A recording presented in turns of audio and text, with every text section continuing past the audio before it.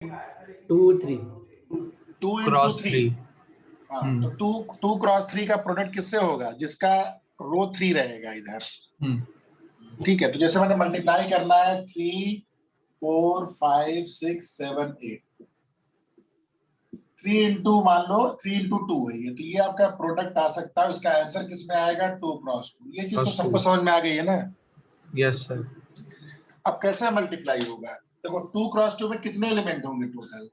एक A11 होगा, एक A12 होगा, होगा हाँ। एक। अब तुमको यही 4 नंबर ढूंढने हैं।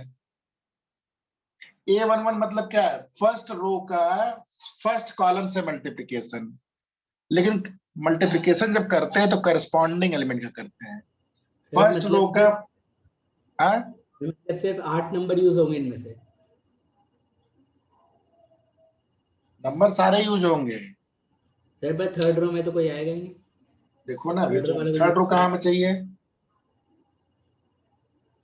अच्छा, कॉलम में आएगा ना थर्ड रो चाहिए ना थर्ड कॉलम चाहिए हमको। हमको सेकंड रो सेकंड कॉलम तक जाना है। ठीक है सर। ठीक है, तो 1 1 का मतलब क्या है ये बताया थे तुम लोग को। ये रो होता है, ये कॉलम। फर्स्ट रो को फर्स्ट कॉलम से मल्टीप्लाई करो, करस्पॉन्डिंग एलिमेंट को।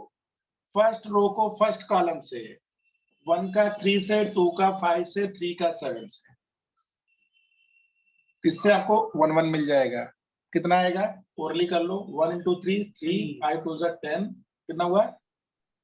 5 2 10, 2 5 10, और फिर आगे 3 7 21, 34। ठीक है, 34 कैसे हुआ? 1 3 3 हुआ, 2 5 10 हुआ, और 3 ये 21 हो गया। 21 plus 10 31 और प्लस 3। अच्छा, मतलब कॉरेस्पॉन्डिंग मल्टीप्लाई करके ऐड करना होता है। हाँ, करस्पॉन्डिंग, ये इसको मल्टीप्लाई इससे करके प्लस इसको इससे, और ऐसे यहाँ से। सर उससे पहले आपने जो वो कॉलम रो वगैरह लिखा वो ऑर्डर निकालने के लिए होता है ना? जो हाँ, ये ऑर्डर निकाला कि कितने तुम्हें कितने एलिमेंट को ढूंढ के निकालना है, ये बेसिकली लिखा गया है। Okay sir. सेकंड कैसे निकलेगा? फर्स्ट रो का सेकंड कॉलम। देखो first row second column, first row second column. 1 का 4 से, 2 का 6 से, 3 का 8 से, ये आपका ये हो जाएगा। 1 into 4 plus 2 into 6 plus 3 into 8। ये समझ में आ गया? ऐसे ये वाला क्या हो जाएगा?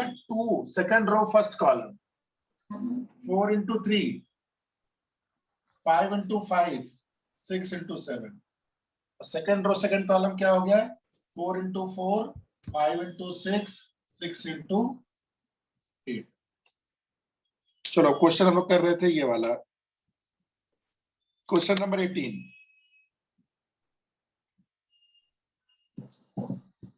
ठीक है, 18 में देखो क्या हो रहा है कि ये 2 क्रॉस 2 का मैट्रिक्स दिया है। I plus A is equal to I. तुम्हें एक आइडेंटिटी प्रूव करनी है नीचे। क्या प्रूव करना है? जो I प्लस ए की जो वैल्यू है, ये आपकी, सॉरी ये आपको ऐसे लिखा है I plus A. I plus A को आपको करना है क्या? I minus A. इधर आपका लिखा है cos alpha minus sine alpha. Sir ये किसका डाउट है? मेरा। हाँ,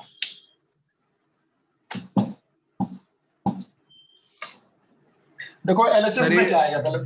हाँ बोलो। ये सर लंबा है, इतना ट्रिकी थोड़ी। इसमें tan x/2 की अगर आइडेंटिटी है 1 minus cos x by sin x, बस वही है। फिर उसके बाद सारी टर्म्स निकालनी है। मतलब लंबा है ये, ऐसे निवान का 2 मिनट में हो जाएगा, रुक जाओ ना। ठीक है सर। डाउट है तो बता देते हैं। I प्लस ए का मतलब क्या हुआ? I मतलब क्या होता है? 1 0 1 0 0 1 1 0 0 1। क्यों मैंने ये लिया 2 क्रॉस 2 लिया है? क्योंकि जो एडिशन है वो ए से करना है। यहाँ पे कहीं मेंशन नहीं किया गया है कि आई का ऑर्डर क्या है। ठीक है, आई का ऑर्डर बाय डिफॉल्ट जो भी मैट्रिक्स में ऐड करते हो उसके बराबर हो जाता है। सर आई का ऑर्डर दिया हुआ है। दिया भी है, चलो हाँ दिया भी तो अच्छी बात है, नहीं देता तब भी कोई बात नहीं है, दे दिया तो अच्छी बात है। 0 माइनस tan अल्फा बाई 2, और दूसरा क्या है? tan alpha by 2 0। ऐड करो तो क्या आएगा? ये finally 1 minus tan alpha by 2 tan alpha by 2 0 1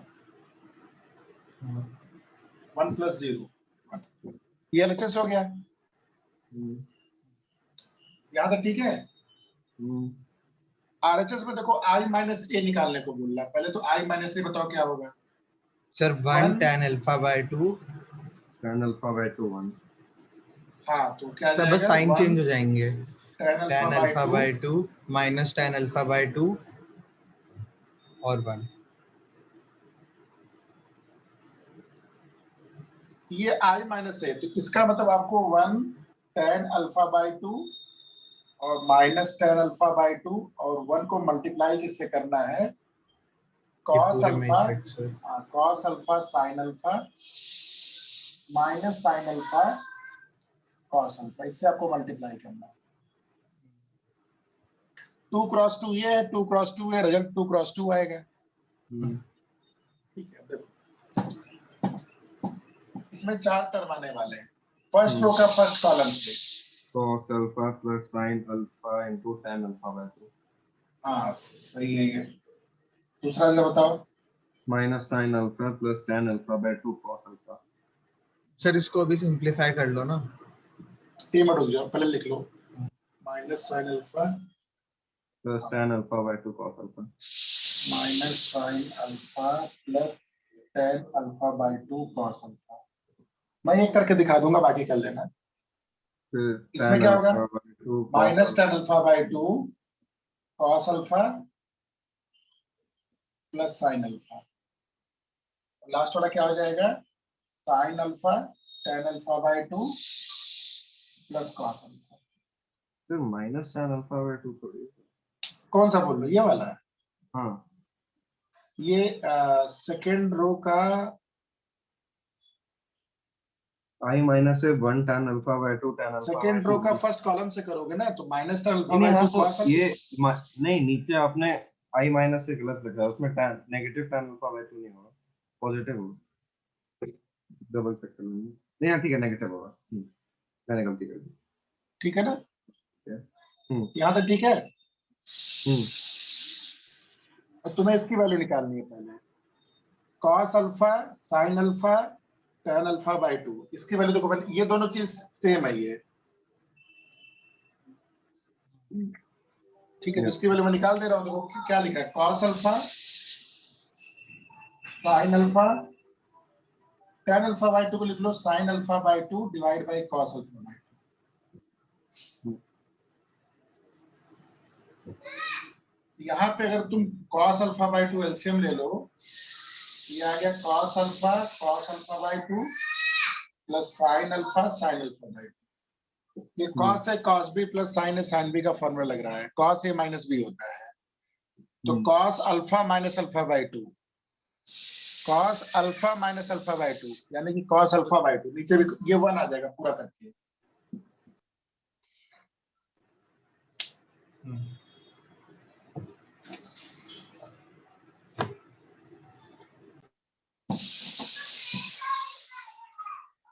next वाला देखो ये दोनों चीज सेम है सेम नहीं है बस माइनस का चेंज हो रहा है तो एक मैं सॉल्व कर रहा हूँ दूसरा उसका माइनस हो जाएगा। तो माइनस tan अल्फा बाई 2 और cos अल्फा लिखा है और यहाँ पे sin अल्फा लिखा है। यहाँ भी वही चीज कर लो हाँ तो हाँ आगे समझ वो मैंने हो जाएगा हो जाएगा। हो जाएगा सर 19th बता दो 19th क्या है 19 तो वो इंटरेस्ट वाला है ना वही ठीक है। तो ये बेसिकली तुम्हारा रियल लाइफ प्रॉब्लम कैसे मैट्रिक्स के हेल्प से सॉल्व किया जाता है। इसमें आपको मैट्रिक्स को कंस्ट्रक्ट करना पड़ता है तो आपको कंस्ट्रक्शन में ध्यान देना पड़ता है कि फॉर्मूला क्या है और कैसे इसको कॉलम मैट्रिक्स बनाना है कि रो मैट्रिक्स क्या बोला था। Trust fund has 30,000 that must be invested in 2 different type of bonds. The first bond pay 5% interest per year. Second bond pays 7% interest per year. Using matrix multiplication, determine how to divide 30,000 among the 2 types of bonds. If the trust fund must obtain an annual total interest of 1,800 and 2,000. ठीक है कोई किया इसको sir मैंने क्या रखा है कैसे कैसे क्यों बताओ जरा। प्रिंसिपल इनटू रेट बाय 100 में एक ये तो फॉर्मूला होता है। पहले मैंने रेट को उसमें लिया है रो में और उसको परसेंट को मैंने कॉलम में लिया है। तो ये डिसाइड कैसे करना है, ये तो पूछ रहा हूँ कि मतलब किसको रो में लेना है, किसको वैसे लेना है। लाना प्राइस में है ना फिर, और प्राइस रो में गिवन, उसमें डिसाइड कर। जब टोटल इंटरेस्ट दे रखा है तो फिर हम निकाल देंगे कितना इंटरेस्ट मिलता जाएगा 5% और 7% में, उनको अलग अलग मैट्रिक्स में प्लॉट कर देंगे। सर वैसे तो कुछ फर्क पड़ना नहीं चाहिए कि रो में ले या कॉलम में, आंसर तो नहीं तो वैसे ही है। मल्टीप्लाई होना भी तो चाहिए, जैसे ये 1 into 2 का है, ये 2 into 1 का है। हाँ दोनों में मल्टीप्लाई देखो, 1 into 2, 2 into 1, सेम। ये गलत हो जाएगा। हाँ मतलब आंसर लास्ट में एक ही आना है, तो इसलिए हम ये लेंगे, प्राइस को हम रो में लेंगे और परसेंटेज को कॉलम में। सर टोटल इंटरेस्ट दे रखा है ना हमको, तभी तो टोटल वो आएगा, इंटरेस्ट टोटल। रेट में कितना इंटरेस्ट आएगा नहीं उसका- नहीं, एक मिनट हो जाओ, एक करके एक करके। आर्य क्या लिया तुमने बताओ जरा, अभी देखो समझ में आ रहा है। ये माइनस वैलिड क्वेश्चन है ये अभी देखो, अभी रन टाइम में कुछ प्रॉब्लम फेस करेंगे तब हम उसको सॉल्व करेंगे। क्या लिया हो जाए बताओ। सर मैंने जो पैसे रिक्वायर्ड है उसको मैंने उसमें लिया है रो में, और परसेंटेज जो क्या है वो लिखे हो मैंने, बोलो, क्या लिखे हो ये बोलो। सर मैंने x लिया है और 30,000 माइनस x लिया है। ठीक है, ये तुमने दो चीज में डिवाइड कर दिया है, ये बेसिकली 1 into 2 में तुमने डिवाइड कर दिया है। यस ठीक है बोलो। और इधर क्या किया है, सर, उसको 5 और 7। उसको 5/100 और 7/100। हाँ मतलब 5%, 5% और 7%। यस सर, उसको 1800 के बराबर किया।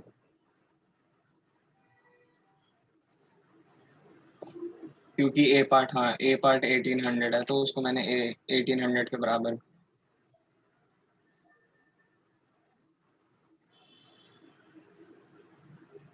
तो तुमने 2 बार मैट्रिक्स बनाया है। हाँ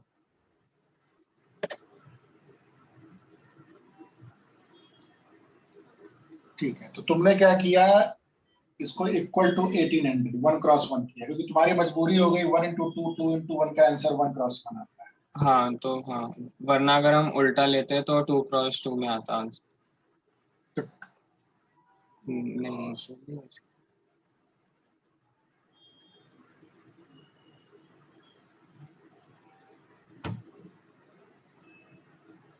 अच्छा हाँ ठीक है, तब तो यही करना पड़ेगा मेरे ख्याल से। दूसरा ऑप्शन पॉसिबल ही नहीं होगा। नहीं होगा, ठीक है मेरे ख्याल से। ये तुमने प्रिंसिपल ए को x मान लिया, तो ऑब्वियसली दूसरा 30,000 माइनस x हो जाएगा। 1 into 2 रेट को तुमने कॉलम मैट्रिक्स बना दिया है। क्यों ऐसा किया है, क्योंकि इसका मल्टीप्लिकेशन इनसे होगा और इस वाले का मल्टीप्लिकेशन इससे होगा। दोनों का मल्टीप्लिकेशन जब करोगे तो उससे क्या निकलता है, उससे इंटरेस्ट अमाउंट निकलता है, और वो इंटरेस्ट अमाउंट तुम्हारा 1800 के बराबर दिया है। अगर इसको पहले लिख दोगे 2 क्रॉस 1 और इसको बाद में लिख दोगे, तब आंसर किस में आएगा, 2 क्रॉस 2 में। That doesn't make any sense। अच्छा ठीक है मानस, मानस समझ में आया कि समझ नहीं? गया सर, समझ गया सर। ठीक है ना, अगर मैं तो इसको मतलब ऐसे जैसा राइट में होगा वैसा ही। या इसको ऐसे भी लिख सकते हो, कोई बोले कि मैं ऐसे कर रहा हूं तो ऐसे भी हो सकता है।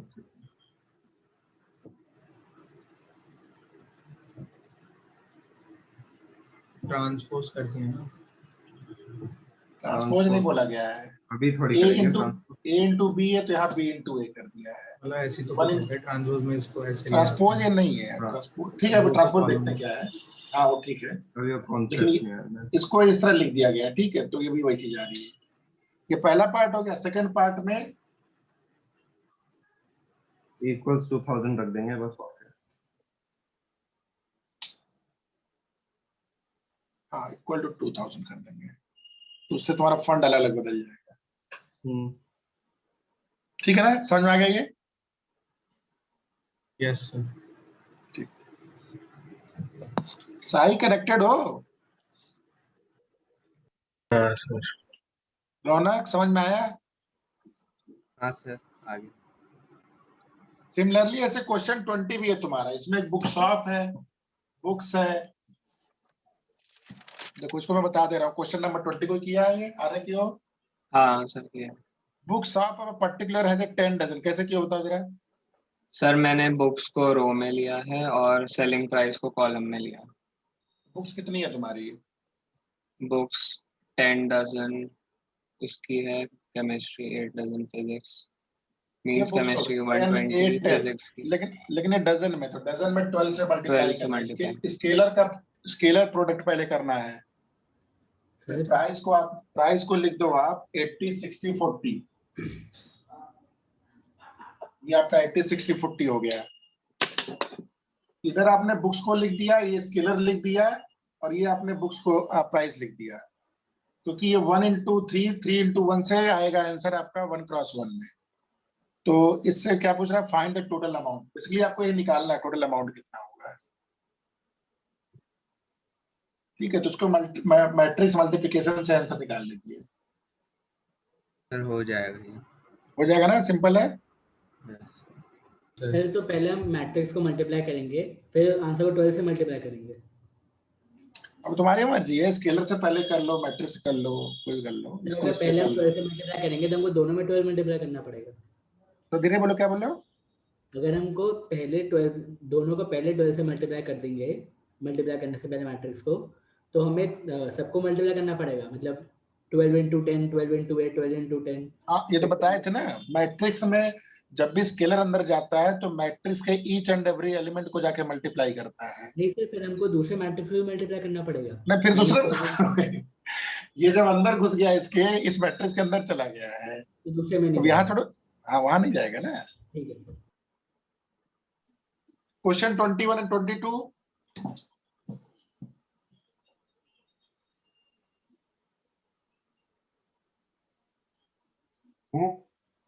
Question 21 and 22. 21, restriction on NKP so that PY plus WY.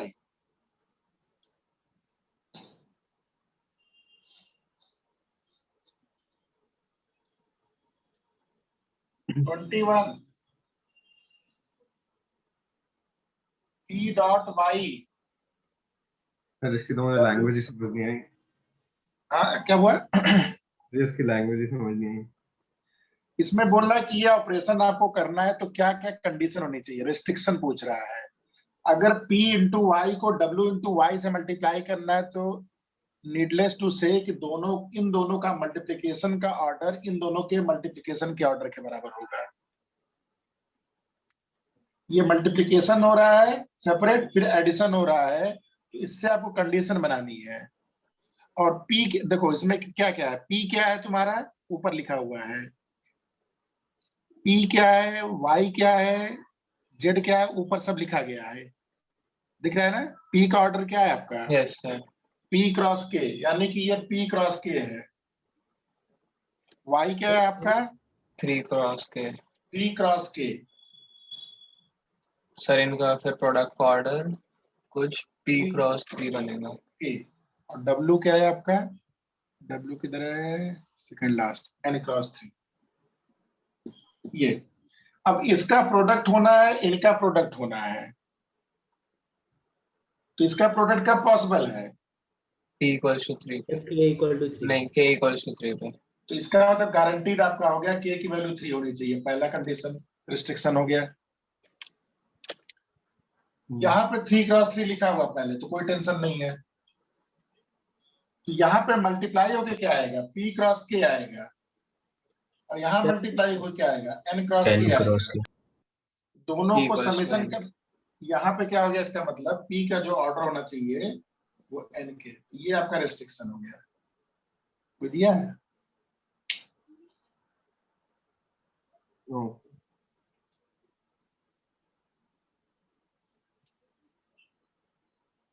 20 second देख लो।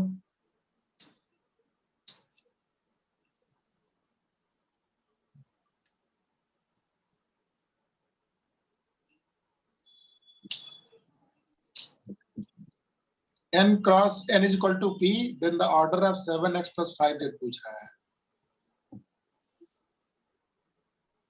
ये सबको समझ में आया कि नहीं आया? किसी को नहीं आया तो बता दे।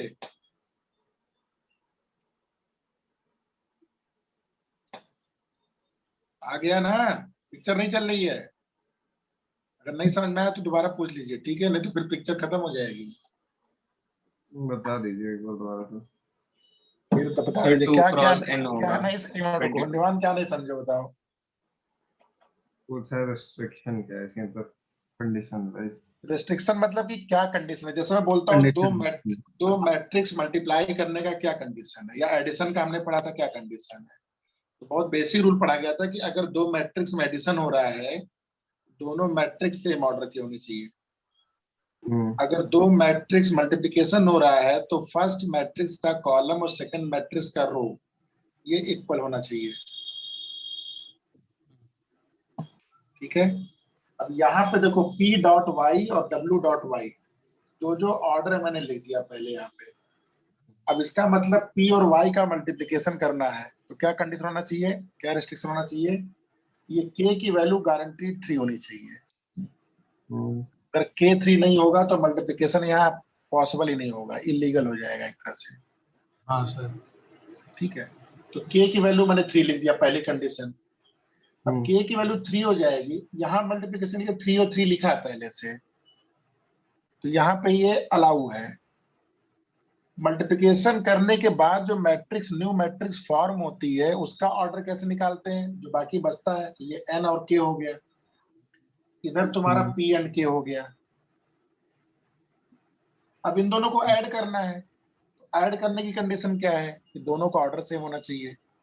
K पहले से ही सेम है, कोई टेंशन नहीं, आपका P आपका N K।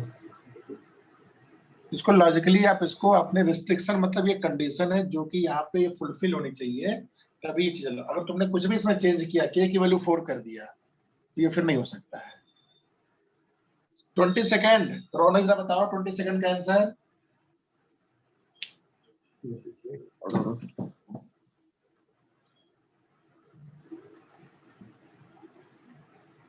हो गया 20 सेकेंड।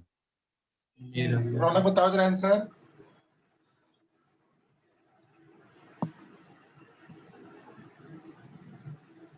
रौनक है कि नहीं?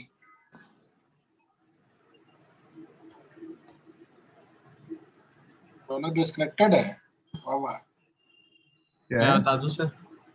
रौनक नहीं है ना, डिस्कनेक्ट हो गया, बीच में से गायब हो जाते हैं, पता भी नहीं चलता। हर्षित से तुम बताओ मेरे को, मानस हर्षित।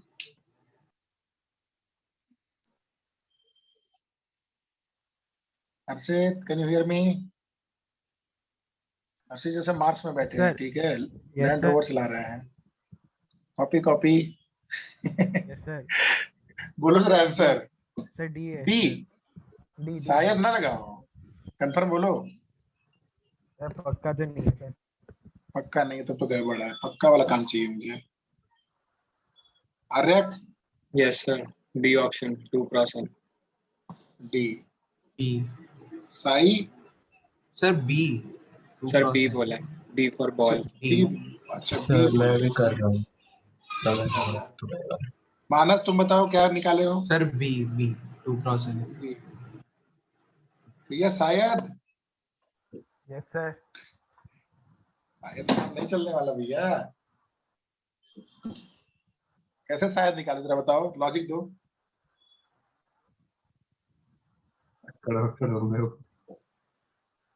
लॉजिक बोलो logic. 7x minus 5z, x क्या है तुम्हारा? x तुम्हारा 2 क्रॉस n है, और z क्या है आपका? 2 क्रॉस p है। सर पे दिया कहाँ है? ऊपर दिया है, दिख नहीं रहा तुमको?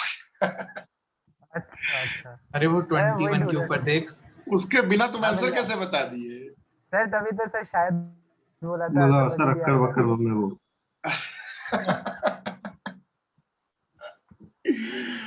ओफो। आप बताओ, अच्छा देख के शंख आप भी बता दो।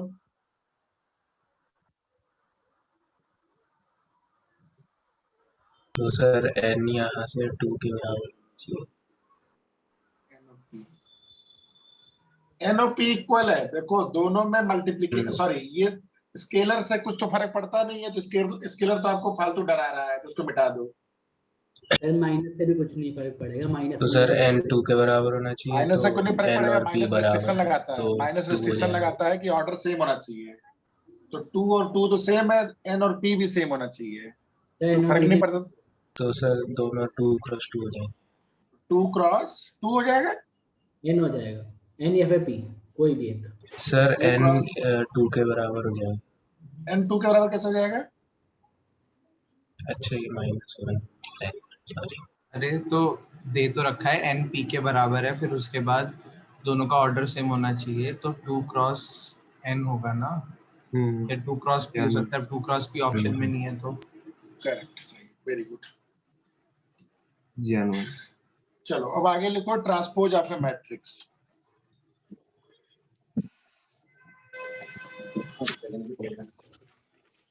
ट्रांसपोज ऑफ ए मैट्रिक्स, कोई कुछ बोल रहा था?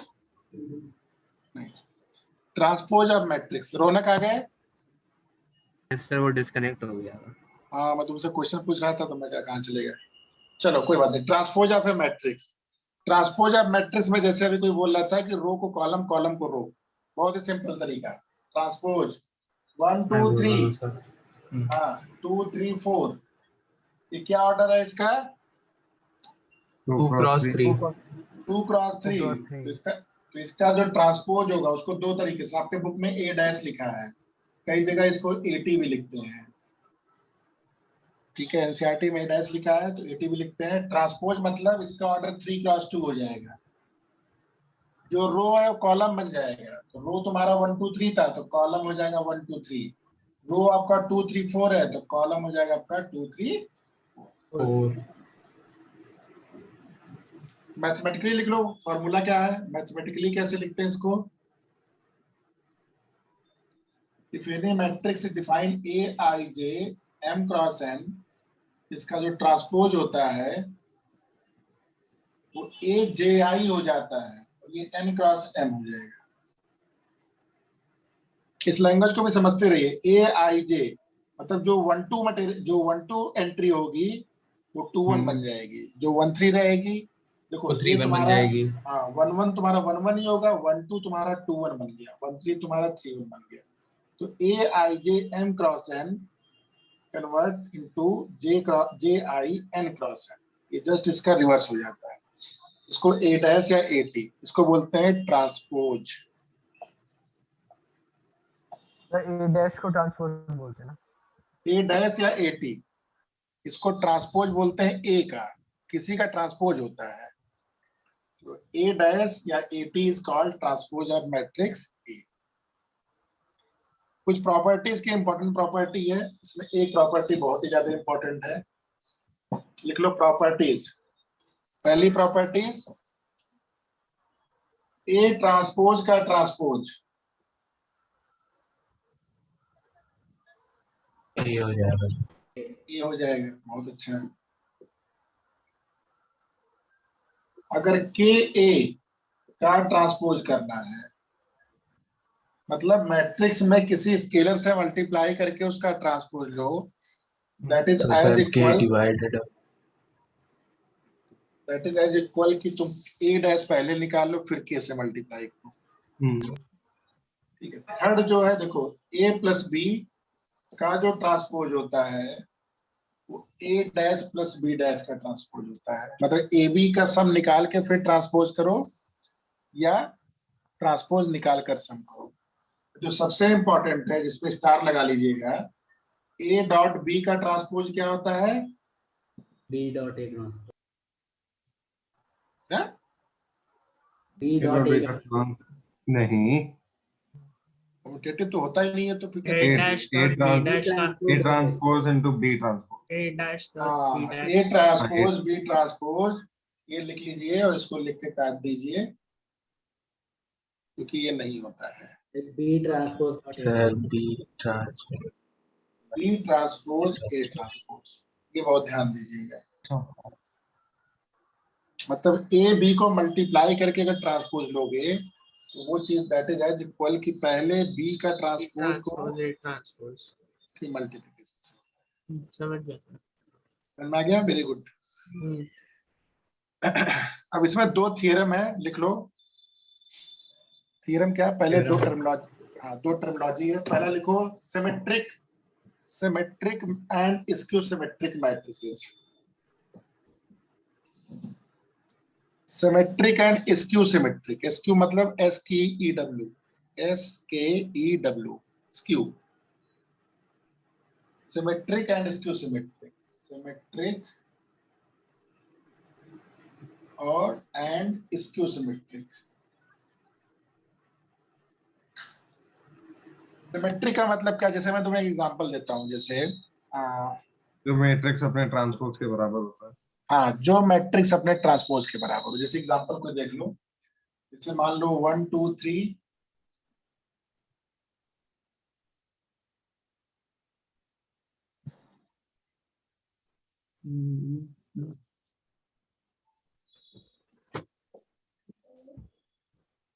तो ये मैट्रिक्स अगर A है, इसका ट्रांसपोज क्या होगा? रो का ये कॉलम कर 1 दो, 2 3 1 2 3 सेम हो जाएगा। 4 2। ठीक है, तो ऐसा मैट्रिक्स जिसका सर ये ए में लास्ट में 3 में क्या लिखा है? कहाँ? यहाँ पे हाँ सर 3 में क्या लिखा है सर? 3 क्या बोल रहे हो सर? सर ए 3 में क्या लिखा है सर? ये 5 लिखा है क्या ये? अच्छा ये 5, हाँ ये 5। ठीक, तो देखो यहाँ पे A dash is equal to A। ऐसा कोई भी मैट्रिक्स जो इस कंडीशन को फुलफिल करता है उसको बोलते हैं symmetric matrix.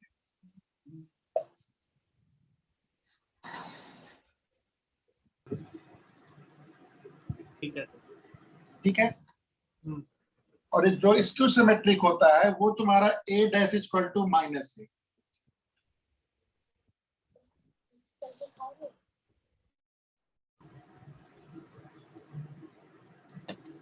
A dash is equal to minus A। कोई जरा डिजाइन करो, जरा इसका एक एग्जांपल आप लोग खुद अपना अपना डिजाइन करो 3x3 में।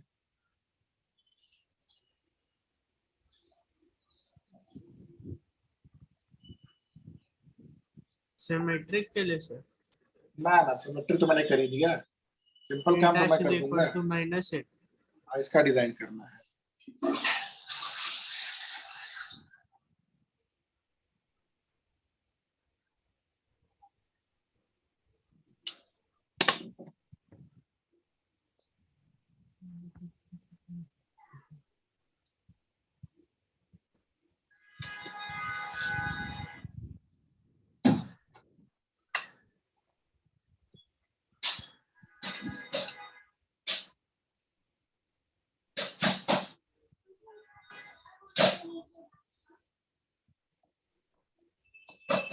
सर कुछ ऐसा होगा 0 -2 2 2 0 -2